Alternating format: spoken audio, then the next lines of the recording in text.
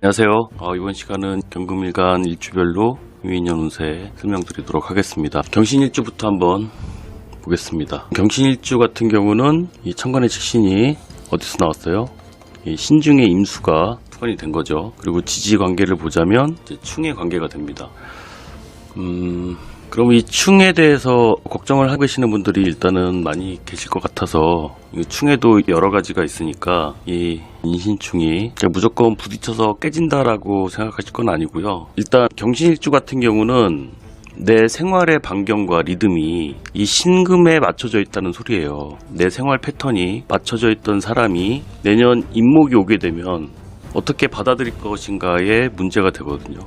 임목은 뭐예요? 새벽이 되죠. 아침 시간이 되겠죠. 새벽 아침 시간. 방위로 따지면 동쪽이 되고, 그러니까 평상시 내가 생활하고 있던 패턴에서 이 임목이 왔다는 건 이 반대편에서 오는 거거든요. 이걸 풀어서 한번 설명을 드리자면, 일거리가 있는데 임목으로 이동을 해야 된다. 이 신금이라는 시간과 공간에 익숙해져 있던 사람이 이 식신을 쓰기 위해서는 이 임목의 공간으로 이동을 하는 소리예요. 이동. 근데 이게 반대편이거든요. 반대편. 이 반대편에 있게 되면 일어나는 시간부터 해가지고, 그럼 생활 습관 같은 것을 갑작스럽게 변경해야 될 상황들이 있는 거죠. 평상시에 일을 오후에 집중해서 일을 하던 사람이 새벽 일이 생겼다는 것이기도 하고, 아니면 공간으로 따지자면 이 반대편에서 일이 들어온 것이니까, 그래서 이동수라고 하는 거예요. 내가 점유하고 있는 시간과 공간에서 그냥 쓸 수 있으면 괜찮은데 이동을 해야 되잖아요. 이동을 해야 이걸 쓸 수 있다고. 그래서 충이라는 거예요. 그리고 이런 제안이 갑자기 어느 날 연락이 와서 여기서 한번 일을 해보지 않겠냐라고 제안이 들어올 수 있다는 거죠. 중요한 건 이 임수가 이 신금에서 나왔다는 거예요. 이건 단기로 뭔가 성취할 수 있는 건 아니거든요. 왜냐면 신중의 임수는 생산 라인만 있는 거예요. 생산 라인. 내가 임수를 찍어낼 수 있는 준비는 다 돼 있는 사람이야. 만들어낼 수 있는 준비는 다 되어 있는데 딱히 그거를 어디다 써야 될지 몰랐던 사람이라면, 내년 같은 경우는 식신을 쓸 수 있는 기회가 생기는 거죠. 내가 정말 잘 할 수 있는 무언가를 한번 도전해 볼 만하다 싶은 거예요. 이미 나는 생산 라인이 갖춰져 있는데 어디서 필요하다? 임목이라는 공간에서 필요하다. 이동수가 동반되기도 하고 필요한 곳으로 가야 되니까. 그렇기 때문에 불편할 수도 있는 거예요. 모든 하루의 일과가 이 신시에 맞춰져 있던 사람이 갑자기 뭔가를 해야 된다고 한다면 그게 좀 불편할 수는 있겠죠. 그렇다고 해서 이걸 크게 걱정하실 건 아니에요. 이 식신을 어디다 써야 될지 잘 모르셨던 분이라면 좋은 기회라고 보입니다. 그러니까 경신일주 중에 만약에 명리를 하셨던 분이라고 쳐봐요. 근데 내가 가진 진짜 실력을 선보이지 못하고 있고 그냥 취미로만 하고 있었어. 명리 공부를 취미로만 하고 있었어. 근데 저기 가면 와서 한번 해보지 않을래? 라고 제안 같은 것이 들어오는 거죠. 그리고 찌니까 배우자 관련도 돼요. 배우자와 관련된 일. 내가 뭔가 딱히 하려고 지금 계획은 없는데 배우자가 뭔가를 자꾸 하려고 하는 거야. 뭔가 일을 벌리려고 하고 있다고요. 배우자가. 미혼이시라면은 형제, 친구들, 동료들 같이 동업 관련돼서 얘기가 나올 수도 있지만, 결혼하신 분들이라면 배우자와 관련돼 있을 가능성도 높고요. 이동해서 갖다 주기만 하면 되니까. 그러니까 배달도 돼요. 그래서 신충이 됐을 때 많이 하실 수 있는 게 배달, 택배. 왜 그러냐면 여기서 이쪽으로 옮겨서 갖다 줘야 되는 거거든요. 출근을 하더라도 근거리가 아니에요. 이 반대 방향이기 때문에 내 재능을 필요로 하는 곳이 어디다? 반대편이다. 지구 반대편. 이동이란 것은 필수적으로 따를 수밖에 없거든요. 그러니까 확률적으로 보자고요. 이렇게 이동을 자주 하다 보니까, 그래서 사고 수가 있다고 말을 하는 거, 그게 꼭 사고가 날 거라는 뜻이 아니라 이게 확률적으로 이동을 자주 하고 많이 움직이는 한 해가 되다 보니까 이렇게 사고수도 좀 따르더라. 내년 한 해 같은 경우는 뭔가 새로운 것에 도전할 일이 생긴다. 그리고 이 식신은 내가 잘할 수 있는 거예요. 자, 그러면 경신일주는 그렇고요. 다음은 경자일주를 살펴보도록 하겠습니다. 자, 이번엔 경자일주입니다. 경신일주하고 비교를 하자면 일단 똑같이 일지에서 이 임수가 투관이 된 건데, 경신일주는 신중의 임수가 올라온 것이기 때문에 제가 뭐라고 설명했어요?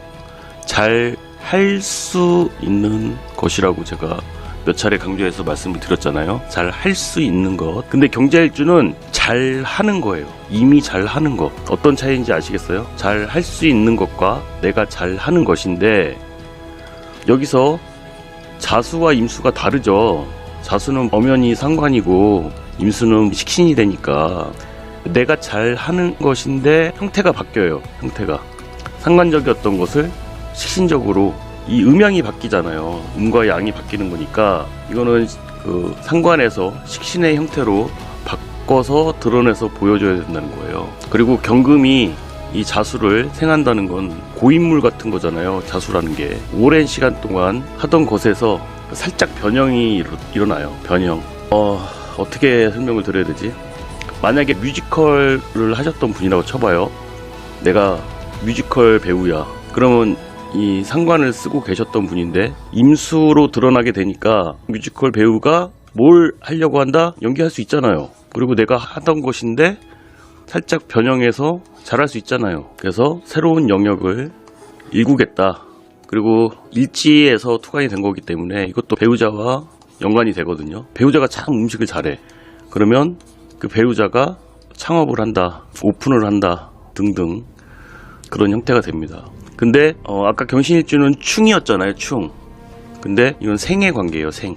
생의 관계다 보니까 자축인으로 밤에서 아침으로 시간이 흐른 것이다 보니까 이동을 요하진 않는다. 그리고 내가 생활하던 반경 내에서 이렇게 멀어지진 않는다. 일단 상관이 식신으로 투관되었다는 거 기억하고 계셔야 되고, 일지자수에서 천간으로 투관이 됐다는 건 실체화됐다는 거예요.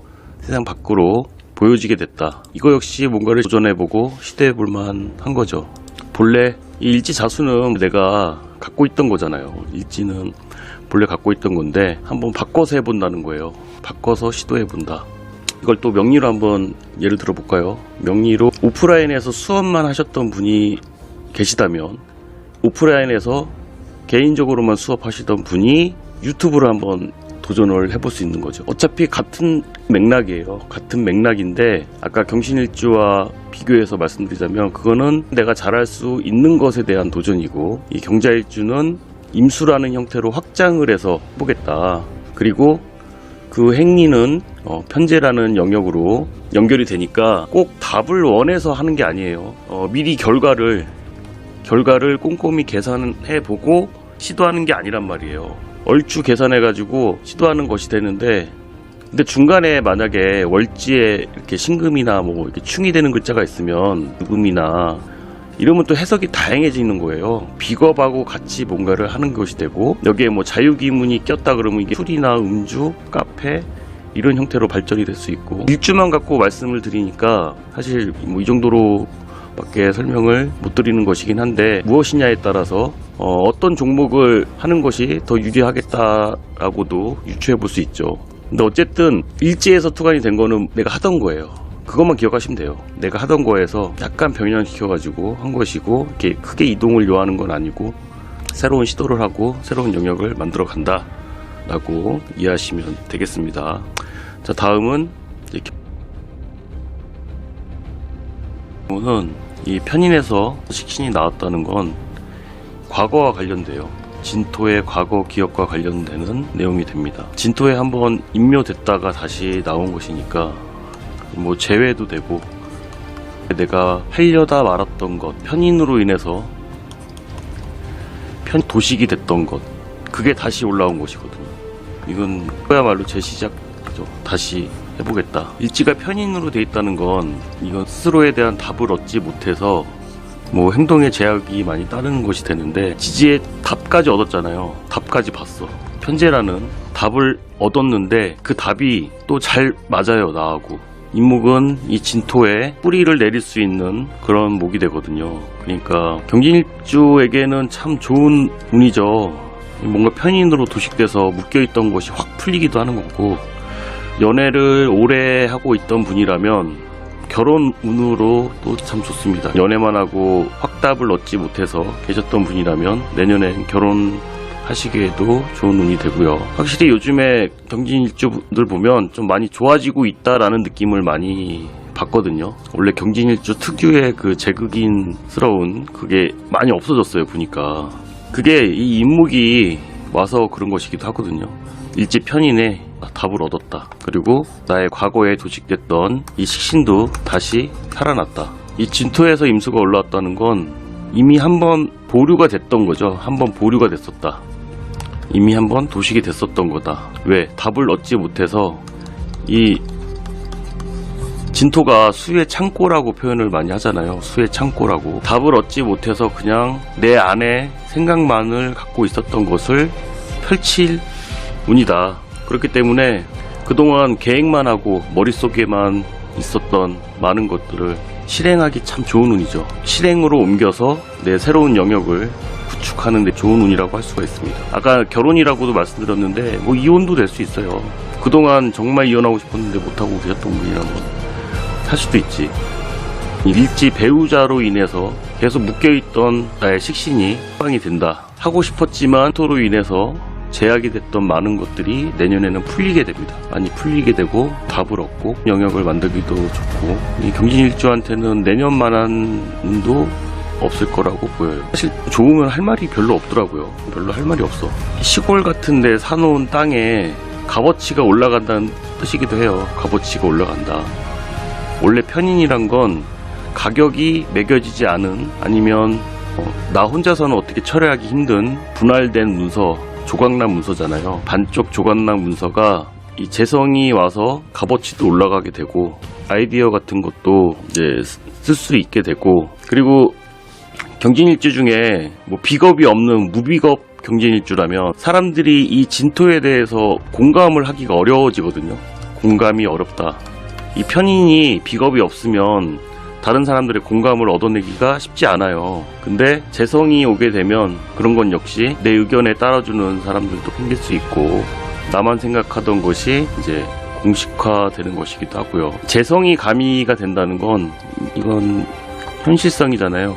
새로운 시도에 대한 변화의 바람이 진토를 쓸모있는, 가치 있는 것으로 만들어주는 거예요.